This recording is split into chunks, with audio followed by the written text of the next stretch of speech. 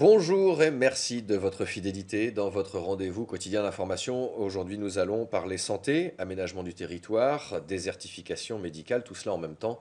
L'avenir de la maternité et de la chirurgie de l'hôpital du Blanc sera sur la table des négociations lundi prochain en préfecture. À la veille de cette échéance importante, nous recevons Alain Pasquet. Bonjour, Bonjour. merci d'être avec nous. Conseiller général du Blanc, maire adjoint de la commune et président du comité de soutien de ce centre hospitalier qui participera à cette réunion lundi.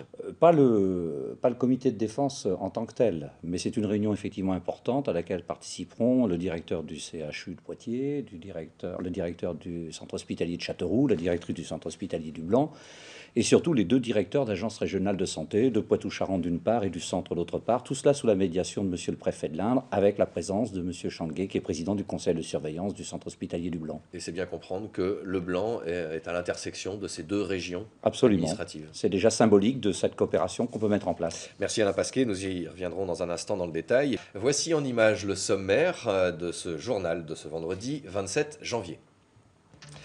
Y a-t-il une chance de sauver la maternité et la chirurgie au Blanc? De plus en plus d'élus et de collectivités s'engagent. Hier, le conseil régional donnait un avis négatif au projet régional de la santé présenté par l'ARS. Le conseil général votait à l'unanimité un vœu pour le maintien de tous les services de l'hôpital du Blanc il y a 15 jours. Et puis le comité de soutien a reçu ou va recevoir 210 délibérations de conseils municipaux. Alain Pasquet, est-ce que cette implication des élus peut peser dans la balance ou est-ce qu'on ne peut pas finalement se dire que la décision est déjà prise? Mais ces décisions, elles doivent peser. C'est l'expression de la démocratie.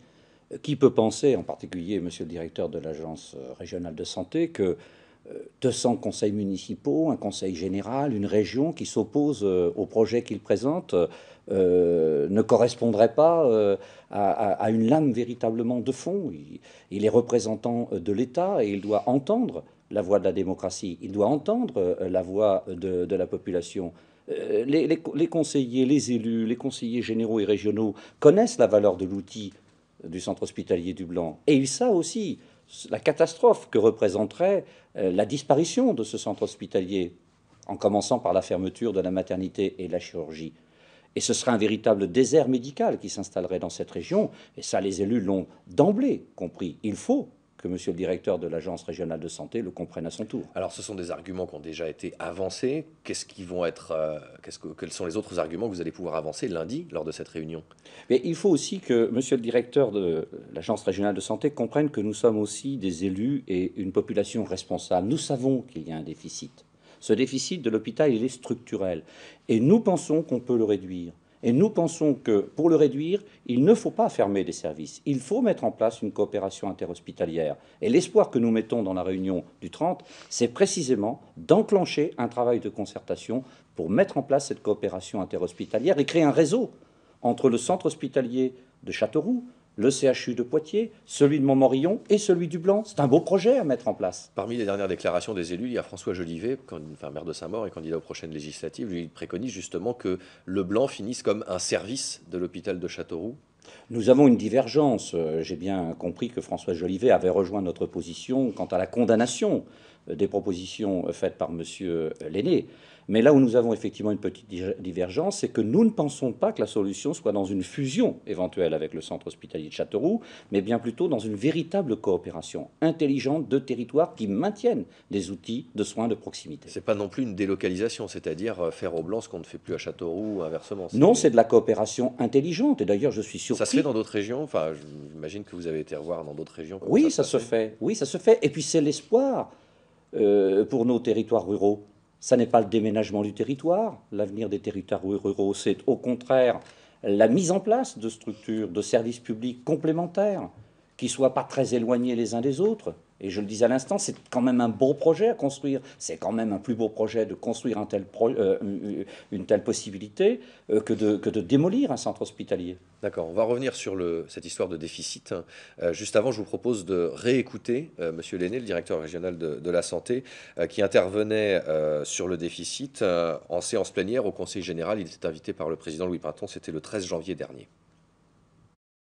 Qui paye le déficit? Je voudrais donner deux chiffres. 3,6 millions d'euros que l'État et l'ARS ont été obligés de mettre au pot à la fin de l'année pour qu'on puisse payer les personnels. Une dette globale de 13 millions d'euros et des banques qui ont refusé le renouvellement d'autorisation de découvert sur laquelle vit normalement l'hôpital. J'admets toutes les demandes, il faut quand même qu'on me dise qui paye. Entre guillemets de rentabilité, c'est ça? Est-ce qu'on peut trouver juste, entre guillemets, qu'un service public soit obligé de travailler à perte? Écoutez, ce qu'on ne peut pas accepter, c'est le dérapage financier. C'est que le déficit, il se creuse d'une façon inadmissible.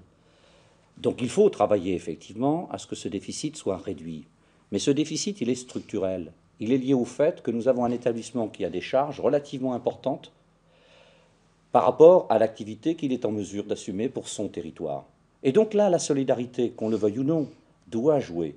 Et contrairement à M. Lenné, qui ne parle que de part de marché, que de productivité, de rentabilité, nous pensons qu'il faut augmenter effectivement les activités du centre hospitalier, réduire par l'augmentation de ces activités le déficit.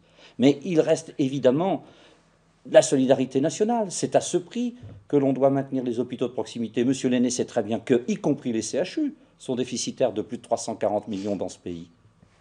Donc, il n'est pas étonnant que des hôpitaux de proximité remplissant parfaitement leur mission, mais ayant un niveau de qualité à la fois de soins et sanitaires élevé, eh bien, présentent effectivement un petit déficit. L'objectif, c'est d'essayer de faire qu'il soit le moins élevé possible, et c'est possible. L'exemple de Carhaix dans le Finistère, 17 semaines de lutte, a terminé au tribunal administratif qui a finalement donné raison au maintien de ces services. Vous vous dites, on est prêt, s'il le faut, à aller jusqu'au tribunal administratif? Bien entendu, l'exemple de Carhaix est tout à fait emblématique de cette lutte qui est menée par les populations pour défendre leur territoire.